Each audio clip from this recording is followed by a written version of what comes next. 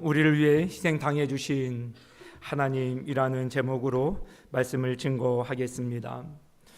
우리가 출애굽 사건을 잘 알고 있습니다. 하나님께서 모세를 준비하셨습니다. 장작 40년 플러스 40년, 그래서 80년 동안 한 사람을, 이스라엘 민족을 모든 파라오의 압제로부터 구원하시기 위해서 그 오랜 세월을 이제 훈련시키셨지요. 10가지 재앙을 끝으로 파라오가 하나님 권위 앞에 항복합니다. 그러고 출애굽이 이제 단행되어집니다.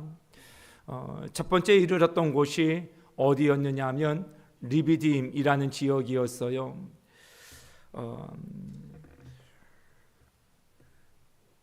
하나님의 구원이 성취되어지자마자 그리고 진행하여 이루어지는 첫 번째 장소가 리비딤이라는 것은 일전에도 한번 말씀을 드렸습니다만 물 한 모금 얻을 수 없는 곳이었고 풀 한 폭이 나지 않은 척박한 삶의 현장이었다는 것이죠.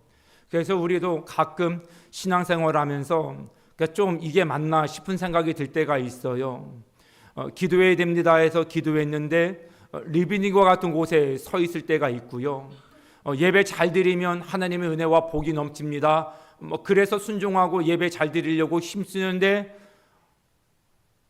리비딤 광야 한복판 같은 곳에 서 있는 것 같은 느낌을 받을 때가 있어요. 이게 뭐지? 오히려 더 예배 드리지 않을 때보다, 오히려 더 기도하지 않을 때보다, 오히려 하나님을 신뢰하지 않을 때보다 더 내 삶이 더 척박하게 잘 안 풀리는 곳으로 인도함을 받는 경우가 있다는 것이죠. 그 이스라엘 백성들도 마찬가지였습니다. 파라오에서 벗어나서 정말로 나에게 신천지가 이루어질 것처럼 그렇게 소망을 갖고 모세의 말을 믿고 따랐지요. 그런데 갔더니 물 한 모금 나오지 아니하는 곳이 돼버린 것이죠. 그런데 하나님께서 이들을 이곳으로 인도한 데는 봐라, 결국 신앙생활에도 별 볼 없다, 그렇게 쉽게 단정짓고 결론 지을 수 있도록 하기 위함이 아니었고요. 리비딤에 하나님의 신비한 계획이 있다라는 것을 하나님 말씀하고 싶어 하시는 것이고, 다시 말씀드려서 진짜 하나님의 본심이 이스라엘 백성들을 파라오의 압제로부터 벗어나 이곳으로 이끌어 주실 수밖에 없으셨던 하나님의 사랑, 하나님의 본심이 무엇인지를 나타내 보이고 싶으셨다라는 것, 그 속뜻을 이 사건을 통하여서 말씀하고 원하셨던 것을 알 수 있어요. 출애굽기 17장 5절에서 6절 말씀에 여호와께서 모세에게 이르시되 백성 앞을 지나가면서 이스라엘 장로들을 데리고 하수를 치던 내 지팡이를 손에 잡고 가라. 내가 거기서 호렙산 반석 위에 너를 대하여 서리니 너는 그 반석을 치라. 그곳에서 물이 나오리니 반석이 백성이 마시리라. 주목할 필요는 이것이에요. 내가 거기서 호렙산 반석 위에 너를 대신하여 서겠다. 그러니까 이런 말씀이에요. 가면 바위를 만나게 될 거야. 근데 그 바위에 내가 함께 있을 거야. 그 바위에 서 있을 거야. 이거를 신앙적으로 표현을 해서 그 바위에 임재하실 것이라는 말씀이에요. 그리고 이어서 하시는 말씀이 그 반석을 반석에 주님께서 임재하 계시고 주님께서 서 계신다라고 한다면 그건 주님을 내리치라는 얘기거든요. 그러면 내리치면 그 반석에서 너희들이 마실 만한 물이 터져 나올 거야. 이 말씀이 우리에게 하나님의 본심이 무엇인지를 가르쳐 준다는 것입니다. 고린도전서 10장 4절 말씀에도 저희를 따르는 신령한 반석으로 붙어 마셨음에 그 반석은 곧 그리스도시라. 리비딤에서 터졌던 반석, 그 반석이 단지 광야의 바위가 아니라 예수 그리스도이셨다라는 것을 사도 바울은 증언해주고 있는 것입니다. 물 한 방울 나오지 아니하는 것, 그러니까 생존의 위협인 것이죠. 내가 뭔가를 예측을 하고 소망을 가지고 나아가는데 우리가 당황스러운 것이 그거지 않습니까? 우리가 예측했던 모든 예측이 보란 듯이 빗나가는 상황들. 있을 거야 했는데 없어요. 가면 만날 거야 했는데 없어요. 그런 결과가 우리를 기다릴 거야 하고 열심히 예측하고 갔는데, 예상하고 갔는데 그런 결과물이 우리에게 없게 되어지는 거예요. 말씀은 우리에게 무엇을 교훈해주고 있느냐 하면 그곳에 하나님께서 앞서가 계신다는 것이고요, 아무것도 없는 그 척박한 곳에 하나님의 임재하심으로 우리를 기다리고 계신다라는 것입니다. 그리고 우리에게 말씀을 하시는 것이죠. 치라. 그러면 주님께서 우리에게 아무 결과도 없는 곳에서 결과물을 있게 해 주시겠다라는 말씀이에요. 우리는 상황을 바라보고 원망을 반응으로 보이기가 쉽지 않습니까? 하라고서 했는데 결과가 시원치 않아요. 그래서 우리 몇 번 기도하다가 좀 두춤할 때도 있고요, 열심히 하나님 말씀을 보다가도 덮어버리기가 예사롭게 할 때가 참 많다라는 것이에요. 해도 소용이 없던데 하는 결론을 너무 일찍 내더라는 것이죠. 사랑하는 성도 여러분, 주님의 말씀에 순종하여 다다른 곳이 우리 눈에 보일 때 리비딤과 같은 곳이라 할지라도 그것이 우리의 본질이 아니라는 것이죠. 그 메마른 척박한 리비딤이라고 하는 그 현장에 반드시 우리의 앞서 가셔서 우리를 기다리고 계시는 주님이 계시다라는 사실을 믿으실 수 있기를 바랍니다. 주님이 우리를 이끄시는데 우리를 죽을 자리를 염두에 두고 이끄시겠습니까? 저는 하나님의 신실하심, 우리를 이끄심을 저는 정말로 신뢰를 하거든요. 그래서 저는 현상에 속지 않으려고 그래요. 두려워요. 현상을 바라보면 정말 두렵습니다. 인간인지라 어쩔 수 없어요. 목회를 하면서도 예측에서 벗어날 때가 얼마나 많은지 모르는데요, 그것이 또 저한테는 소망이 될 때가 많아요. 예측했는데 벗어났어요. 근데 더 잘 되어지는 경우예요. 갔는데 없어요. 그런데 더 좋은 만남을 이루어 주시는 거예요. 사람을 의지했는데 하나님께서 무너뜨려요. 하나님 더 좋은 하나님을 경험할 수 있도록 이끄시는 경험을 참 많이 합니다. 없어서 없는 게 아닙니다. 우리 눈에 안 보여서 실존하지 않는다라고 단정하는 것은 우리가 하나님 앞에 믿음의 눈을 뜨게 해달라고 기도할 우리의 믿음의 연약한 부분이지 정말 하나님의 실제가 없으신 것이 아니거든요. 하나님께서 그곳에서 우리를 위해서 미리 거하시면서 임재하시면서 또 하시는 말씀이 치라 하시는 것이잖아요. 사도 바울이 고린도전서 10장에서 주님께서 이 사건을 십자가의 사건으로 예표된 사건이라고 설명해 주고 있습니다. 나를 치도록 말씀을 하심은 십자가 사건을 통하여 내가 찢김을 통하여 너희들이 나음을 입고 너희들이 살 길을 마련하게 되어질 것이다. 이 말씀을 예표해 주셨다라는 거예요. 우리에게는 리비딤의 바위가 상징적인 조형물로 거론되어지지는 않아요. 어디에도 바위를 기념물로 우리가 염두에 둡시다 하는 것은 없으니까요. 그런데 우리에게 있는 보여지는 상징물은 십자가인 것이죠. 십자가를 치는 것이죠. 왜요? 우리에게 그렇게 말씀하시는 이유는 참 그거 못할 짓이에요. 백범 김구 선생님 일화 중에 독립운동을 하는데 마음이 약해지는 거예요. 그래서 홀로 계신 노무님을 뵙고 싶어서 찾아갔더랬거든요. 근데 그 노무님이 더 마음이나 애국하는 마음이 크심이 자식이 돌아온 게 마음이 흔들리는 거거든요. 큰 뜻을 앞에 두고 있는 놈이 어미가 눈앞에 그릉그릉거린다고 와서 이렇게 하는 것이 참 못나 보인다.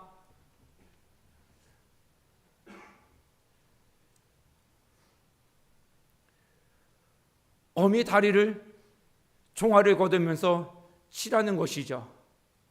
내가 너를 잘못 길렀구나. 무슨 말씀일까요? 결국 백범 선생님이 종아리를 걷고 매를 맞지요.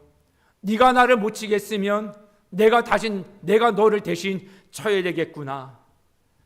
매를 맞고 김구 선생님이 울으셨다는 것 아닙니까? 왜요? 아파서? 아닙니다. 다 큰 자식에게 이게 무엇하는 겁니까? 억울하고 분통이 터져서요? 그것도 아닙니다. 못난 자식을 위해서 대는 그 손길이 힘이 없으신 거예요. 그게 마음이 걸린 거예요. 예전에 매를 대셨던 그 힘 있는 손길이 아니고 장성한 자식 바른 길 걸어가라고 다구치시기 위해서 든 매에 손의 힘이 예전 같지 않으신 것이 마음에 걸리는 거예요. 주님께서 우리에게 십자가를 내놓으시고 하시는 말씀이 바로 그런 메시지가 아닐까요?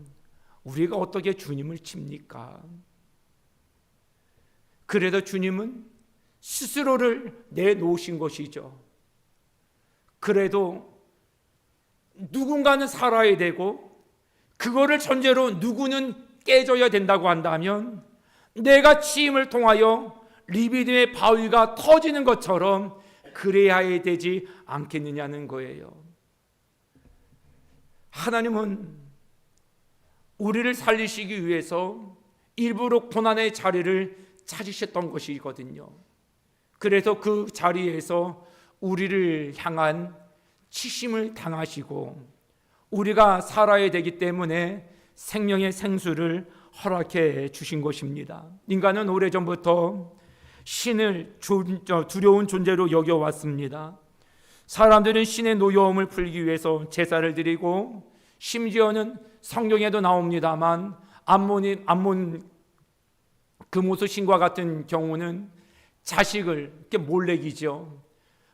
제물로 드리기까지 명하는 신들도 있었다라는 것입니다.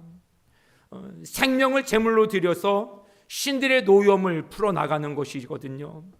그런데 우리 하나님은 그런 두려운 존재의 하나님이 아니시다라는 거예요. 주님은 우리를 향하여서 너는 나를 위해서 무엇을 희생할 수 있고 바칠 수 있느냐 묻지 않으시고 내가 너를 위해서 무엇을 줄 수 있겠느냐 먼저 물으시는 하나님이시다라는 것입니다. 그 질문의 최종 답이 바로 자기 몸을 깨뜨려 생명을 내어주신 예수 그리스도이셨다는 것입니다. 사랑하는 성도 여러분, 또 한 가지 사실을 신비한 사건 가운데 우리에게 보여주고 계시는데요. 고린도전서 10장 4절 말씀에 저희를 따르는 신령한 반석으로부터 마셨음에 그 반석은 곧 그리스도시라. 그런데 이 반석을 주목할 필요는 저희를 따르는 신령한 반석. 신앙의 바른 자세는 우리가 지금까지 배웠던 바로는 우리가 하나님을 믿고 따르는 것을 훈련받아야 된다 하는 것이었었어요. 맞습니다. 우리가 하나님을 따라야 됩니다. 그런데 우리가 하나님을 따르기 이전에 하나님이 우리를 따르시는 하나님이셨다라는 것을 또한 말씀해 주고 있으시다라는 것이에요. 따른다는 것이 이게 여간 여러 가지 불편이 동반되지 않는 게 아니에요. 그냥 앞서거니 뒤서거니 하더라도 그냥 수준적으로 누군가를 따르는 피동적인 삶을 산다는 것이 굉장히 힘겨울 수밖에 없어요. 그 전까지만 해도 고대 신화에서 신적인 존재들을 찾기 위해서 항시 인간들은 하나님을 만나고 신적인 존재를 만나기 위해서 산에 오른다든지 제물을 바친다든지 그랬더랬습니다. 신이 있는 곳을 항시 찾아다녔었어요. 지금도 점괘를 보는데 그래서 뭔가를 조금 신령한 것들을 받기 위해서 거리의 현수막을 보면 갓 신내림 받은 사람 뭐 이런 표현들을 많이 써요. 뭐 계룡산이니 뭐 어디에서 갓 신받고 내려왔습니다.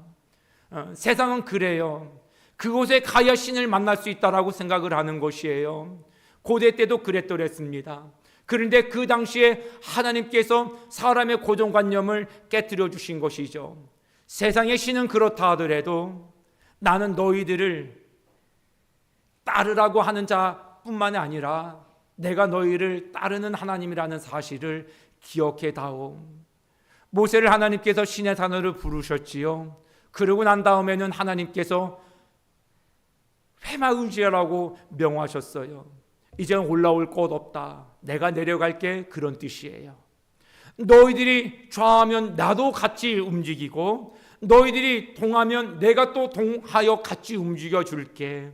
내가 너희들의 삶의 한복판에서 함께 동행하고 너희들과 함께 움직여 줄게. 이게 하나님이시다라는 것입니다. 여러분들이 학교에 가든지 직장에 계시든지 가정에 계시든지 여러분들이 절벽이라고 하는 그 벽 가운데 서 계시다 할지라도 여러분들이 한숨을 쉬는 삶의 한복판이라도 하나님은 그 자리에 함께 하시는 분이시다라는 것입니다. 이 사실이 믿어지십니까?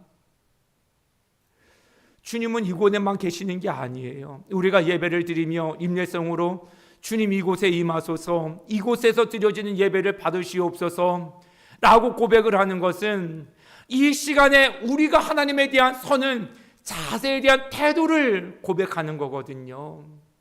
한 시간에 머무신 하나님도 아니고 이 좁은 공간에 거하실 만한 하나님도 아니십니다. 우리가 머무는 모든 시간대에 하나님을 향한 이와 같은 믿음의 고백이 우리 가운데 있기를 바랍니다. 여러분들 스스로 홀로 너무 외로워하지 마시고 너무 두려워하지도 마시고 너무 한숨 짓지도 마십시오. 여러분들이 정말 하나님을 믿는다고 한다면 여러분들을 따르시는 하나님이 계시다라는 사실에 확신을 가지실 수 있기를 바랍니다.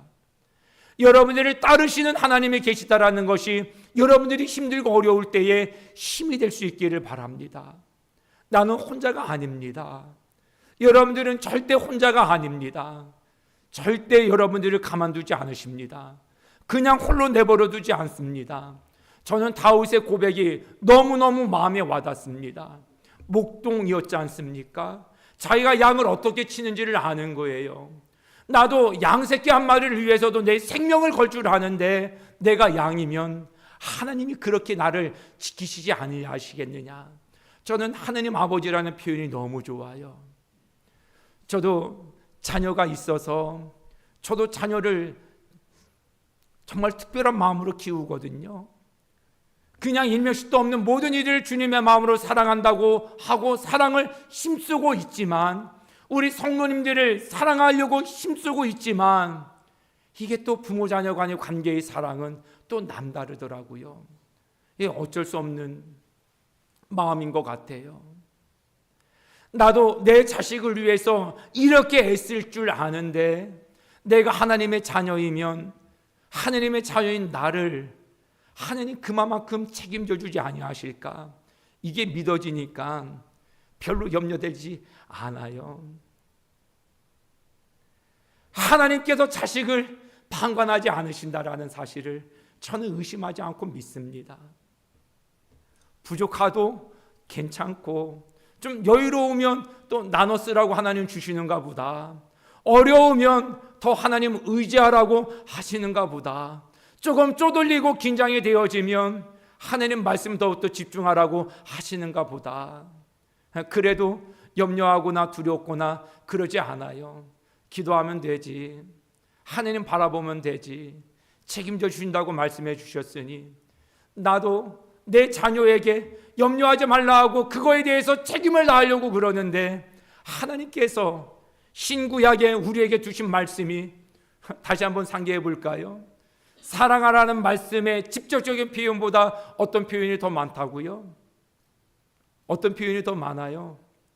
300회가 넘도록 하나님께서 우리에게 주시는 말씀의 직접적인 제1순위의 표현은 두려워하지 말라는 말씀이에요.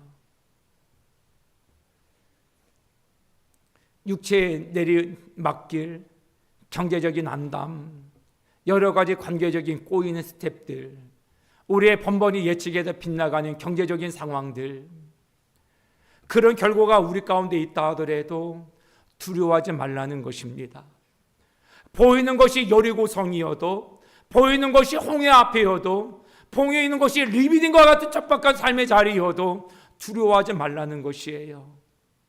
내가 주님의 어린 양일진데, 내가 주님의 사랑하는 자녀일진데, 주님이 우리의 아버지시고 부모님 이상, 부모님 되신 이상 우리를 그냥 이대로 내버려 두지 아니하실 것이다. 이 사실을 믿는 믿음의 종들이 다 되실 수 있기를 바랍니다. 하나님께서 유월절 어린 양 사건을 통하여서도 우리를 통하여서 하나님이 당하신 은혜가 무엇인지를 우리에게 보여주십니다. 출애굽 사건을 이루시면서 10가지 재앙이 있었지요. 바로가 꿈쩍도 하지 않습니다. 마지막 재앙이 장자의 죽음이었어요. 모든 생명 있는 것들의 첫째 생명들을, 장자 초태생들을 하느님께서 생명을 거두시겠다라는 것이고요. 그 죽음의 사자가 지나갈 때에 좌우임방에 어린 양의 피가 발라진 곳은 넘어갈 것이다. 죽음의 사자가 넘을 월자를 써서 유월절 패스오버라고 명명을 한 것이죠. 어린 양의 예표는 우리가 아는 것처럼 예수 그리스도의 죽으심입니다. 주님의 보혈이 발라있는 심정과 주님의 보혈이 발라져 있는 가정에는 죽음의 그림자가, 죽음의 사자가 넘어간다라는 사실이에요. 예수 그리스도께서 우리를 살리시기 위해서 죽음의 대속량이 되어주셨다라는 사건이 유월절 사건입니다. 리베뎀에서 직심을 당하시고 유월절 사건을 당하여서는 죽임을 당하시고 심판을 당하신 것이죠. 저와 여러분들을 살리시기 위해서 말입니다. 주님은 어찌하든지 우리 한번 살려보시겠다고 주님의 생명을 아끼지 아니하시는 분이셨다라는 사실, 그 하나님께서 여전히 우리에게 그 사랑의 유효함을 가지고 말씀하시고 우리를 격려해 주시고 계시다라는 사실, 저는 찬송가 265장 찬양, 주 십자가를 지심으로 죄인을 구속하셨으니, 우리가 많이 부르는 찬양이기도 합니다. 유월절 사건이 어떤 은혜와 하나님의 본심을 보여주는지를 잘 고백해 주고 있는 찬양입니다. 주 십자가를 지심으로 죄인을 구속하셨으니 그 피를 보고 믿는 자는 주의 진노를 면하겠네. 내가 그 피를 유월절 그 양의 피를 볼 때에 내가 너를 넘어가리라. 하나님께서 우리에게 물을 공급해 주셨지요. 치임을 당하시고 우리의 생명을 주셨지요. 자기의 생명의 피 흘림을 전제로 말입니다. 우리를 대신하여 심판을 당해 주셨지요. 유월절 사건이시죠. 우리와 함께 동행해 주시죠. 그것이 하나님께서 광야를 우리 이끌어 가시는 목적이었는데, 이 모든 사건들의 진행 과정을 통하여 하나님이 우리에게 보여주길 원하시는 것은 이게 너희를 향한 내 본심이다라는 것입니다. 중요한 것을 우리 하나 더 생각해 볼 수 있는데요, 하나님께서 이스라엘 백성들을 애굽에서 벗어나게 하시고 가나안 땅으로 가도록 하시는데, 바로 애굽 넘자마자 가나안 이렇게 코스를 정하지 아니하시고 40년 광야 생활을 거치게 하셨다라는 사실이고요. 그리고 그 바로 앞서 홍해를 가르게 하시는 사건이 있게 되어집니다. 우리 어린 자녀들도 알 거예요. 그 10개 영화 같은 거 우리 부모님들 좀 있으시면 우리 자녀들에게 10개 영화를 좀 한번 좀 보여주셨으면 좋겠습니다. 그 10개 영화에 보면 모세가 정말로 웅장한 지팡이 하나를 가지고 바다에 이렇게 하나님 말씀하신 대로 쭉 내밀어요. 강한 바람이 불면서 물벽이 이루어지고 이스라엘 백성들이 그 마른 땅처럼 되어진 그 홍해 가운데를 질러 가게 되어집니다. 이 사건을 왜 겪게 하셨는가를 우리가 한번 생각해 보려고 그래요. 애굽에서 나왔어요. 가나안 가기 이전이에요. 그렇지만 나오기는 했지만 가나안에 들어가지 아니하여서 언제라도 이스라엘 백성들은 홍해를 건널 수 없어서 애굽으로 다시 돌아가자 하는 애굽의 길이 열려 있는 상황이었다라는 것이에요. 그리고 이 사건을 바울은 세례를 받은 사건이라고 설명을 해주고 있습니다. 세례식이 홍해를 건너는 중에 침례나 세례식 유사한 어떤 행위들도 없었음에도 불구하고 사도 바울이 세례를 받은 일이라고 설명을 해주는 이유는 그 길이 예수 그리스도를 통하여 열렸을 뿐만 아니라 하나님의 사랑과 하나님의 희생을 통하여서 열린 길이기 때문이기도 합니다. 그리고 중요한 것은 이것이에요.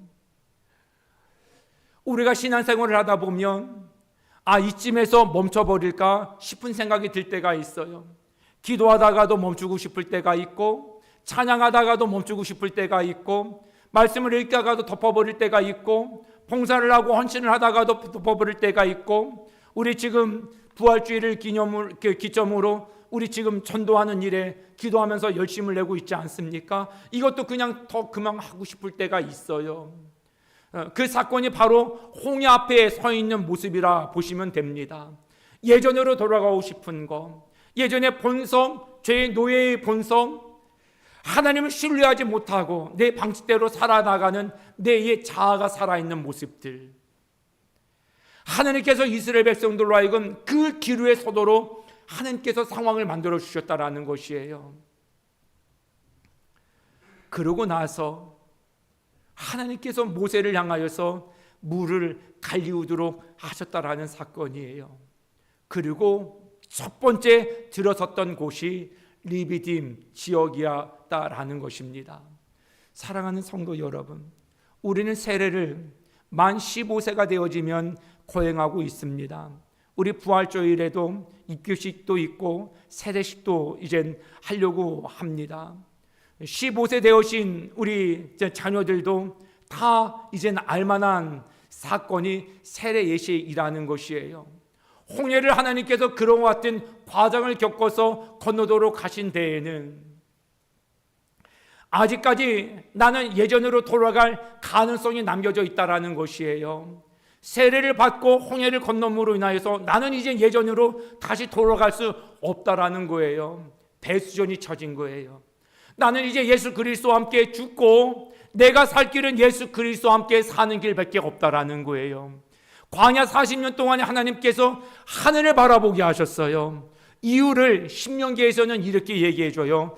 너희들을 낮고 낮추어서 하나님의 양식을 통하여서 하나님의 말씀으로 사는지 순종하는지 거역하는지 여부를 확인해 보도록 하기 위함이다. 이스라엘 백성들이 홍해를 건너가기 전까지 어떤 가능성과 미련이 남아 있었느냐 하면 애굽에 고기 가마니가 있잖아요. 이제까지 살아왔던 삶의 루틴이 있었다라는 거예요. 그냥 부정직하게도 살고 그냥 이기적으로도 좀 살고 좀 부정직하게도 살고 그냥 나만 하는 삶을 살았던 예전에 나다운 모습이 있었다라는 것이에요. 툭하면 그쪽으로 돌아가고 싶은 거예요. 성도님들, 우리 지금 불평제로 캠페인 진행 중이지 않습니까? 잘 되십니까? 정말 불평을 안 하시려고 애쓰고 계십니까? 저는 그러고 계실 거라고 믿습니다. 쉽지 않지요. 자꾸 내 자존감이 살아나거든요. 내가 불평을 하지 않으려면 내가 무력해지는 것 같고 상대방은 나를 무시하는 것 같고 그래서 불평도 하고 조금 육두문자 써가면서 좀 거칠게 언행을 해야 사람들이 나를 꼼짝 못하게 할 것 같고 하나님이 보호해 주셔서가 아니라 내가 이런 식으로라도 나를 지키고 보호해야 되겠다라고 하는 이전 내 삶의 방식이 있는 거예요. 그래서 불평 내려놓기가 쉽지가 않습니다.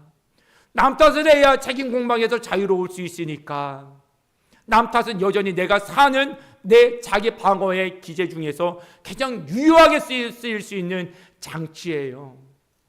하느님이 보호해 주셔서 지켜주셔서 나를 막아주셔서 내가 살아간다는 믿음이 여전히 나를 흔드는 것이거든요. 내가 나를 이런 식으로 거칠게라도 지키지 아니하면 누가 나를 지켜? 늘 기도는 하나님이 지켜주셔서 감사합니다. 늘 고백으로는 하나님께서 우리의 여호와 이레 되셔서 우리의 모든 것들을 책임져 주실 것입니다. 그런데 여전히 우리는 홍해를 건넜다 하면서도 홍해 이전의 애굽식의 삶에 머물러 있기가 쉽다는 것이거든요. 우리가 오늘 본문 말씀을 통하여서도 주님의 죽으심이라는 단어가 3번 반복해서 나옵니다. 그 비슷한 유사 표현이 5번 반복해서 나옵니다. 내가 너희들을 위해서 죽었다는 거예요. 너희를 살리기 위해서 내가 당했다라는 거예요. 근데 우리는 여전히 주님께서 우리를 살리기 위해서 당하셨다는 희생의 전제 조건보다 애굽식의 파라오식에 의존하여서 살아가려고 하는 몸부림이 남아있지 않느냐는 거예요. 우리 자녀들은 무엇을 볼까요? 홍해 이편의 삶에 여전히 머물러 있는 엄마 아빠의 모습. 하느님이 지켜준다고 얘기는 하는데 그래도 예배드려야 된다라고 닥달은 하시는데 엄마 아빠의 삶의 모습을 바라보면 하나님을 신뢰하지 못하시는 것 같아. 홍해 이편에서 저편으로 건너가고 이제는 만나와 메추라기를 그때마다 내려주시는 하나님의 신실하심을 의지하고 바라봐라. 이스라엘 백성들이 광야를 걸어가면서 40년 동안에 훈련한 게 그거거든요. 만나와 메추라기는 육의 양식 이상의 영의 신령한 양식이라는 것을 성경은 말씀해주고 있어요. 하나님을 바라봐야 산다는 것이에요. 하나님의 말씀을 먹어야 산다는 것이에요. 그런데 말씀을 읽는 부모님을 자녀들이 못 본다는 거예요. 말씀을 안 읽어요. 여러분들은 어떠십니까? 광야 이편처럼 고깃가마니에 여전히 마음을 두고 계십니까? 그게 없어서 내가 혹시 굶어 죽지는 않을까, 내 미래는 어떻게 될까 염려하고 계십니까?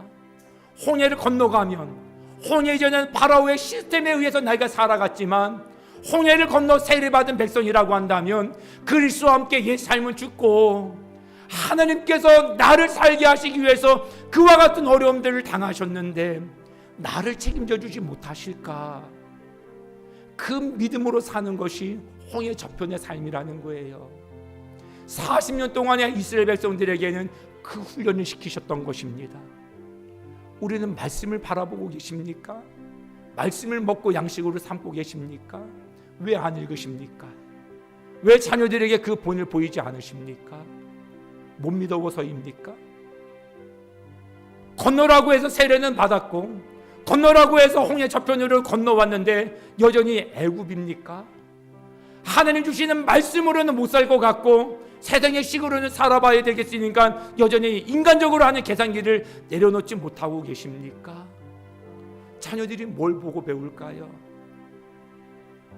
교회는 어쩌다가 생각나면 가는 곳이고 주일날 되어지면 몸짓하는 거 털고 그냥 가서 예배드리고 오고 일주일 내내 말씀을 덮어놓고 영의 양식이 중요한 게 아니야. 가서 원망하고 불평하면서라도 거친 언사를 행해서라도 내일 먹고 살 거는 내가 책임져야지. 그런 모습을 보이십니까? 그럼 우리 하느님 앞에서나 자녀들 앞에서 우린 진실된 삶을 살아내지 못하고 있는 것이거든요. 주님의 죽으심을, 주님의 당하심을 우리는 무의미하게 만들어버리는 자신을 하는 것일 수밖에 없어요. 하나님 믿어라. 무엇을 믿으십니까? 하나님 말씀을 보고 힘을 얻어라. 어떻게 힘을 얻겠습니까? 여러분들 하나님 앞에서나 우리 자녀들 앞에서 세례교인인 그리고 세례교인 이상 수십 년이 지난 우리의 삶을 바라보면서 여전히 홍해 저편의 삶이 아니라 이편에 있는 삶을 살고 있다고 한다면 자녀들도 그렇게 살아갈 가능성이 크다 볼 수 있지 않을까요? 그 신앙을 신앙의 유산으로 물려주겠다고 기도하는 것이 우리에게 얼마나 어리석은 행보일까요? 엄마 아빠를 도움을 넘어서 하나님을 신뢰할 수 있도록 하는 모습은, 부모된 저희들이 하나님을 신뢰하는 바른 삶의 정석을 살아내지 아니하는 한 자녀들에게 바른 신앙의 전수는 불가할 수밖에 없지 않겠습니까? 이 말씀을 드리고 말씀을 맺히려고 그럽니다. 유아 세례를 할 때는 부모님들의 신앙을 통하여 그 신앙 고백을 전제로 어린 자녀에게 유아 세례를 베푸는 거거든요. 세례식을 거행할 때 그런 마음이 많이 들어요. 그래서 기도를 하고 납니다. 하나님, 이 부모님의 신앙이 세례 이전과 이후의 삶에 명확한 구분이 있는 삶이 되게 해주세요. 홍해 이전과 이후의 삶에 분명한 분기점이 보이게 해주세요.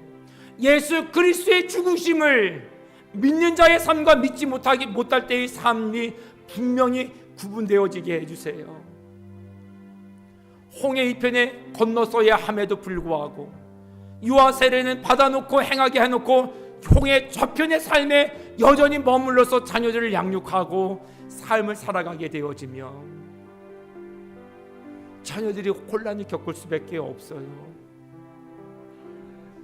말씀을 배우는 대로 우리 엄마 아빠가 살지 못하시는구나. 우리가 세상을 살아가는 모든 윤리 도덕은 유치원 때 다 배운다고 그래요. 교통신호 지켜야 된다. 그런데 엄마는 어린 거 손 끌고 다니면서 저 교통신호는 그냥 어겨도 돼, 또 다른 가르침을 주는 거예요. 정직하게 지내야 된다. 어려운 사람이 보면 도와줘야 된다. 엄마 손을 붙잡고 아빠 손을 붙잡고 걸어 다니면서 그런 사람들은 도와주면 안 돼. 너 공부 안 하면 너 저렇게 돼. 다른 교육을 시킨다는 거예요. 하나님 믿어라. 그래야 하나님 축복을 받는다 하면서 하나님 없는 삶을 살아가는 모습을 또 다른 별도로 보여주고 가르쳐준다는 거예요. 주님의 죽으심을 헛되이 하고서 하나님의 은혜와 축복된 인생을 살아낼 수 있겠습니까?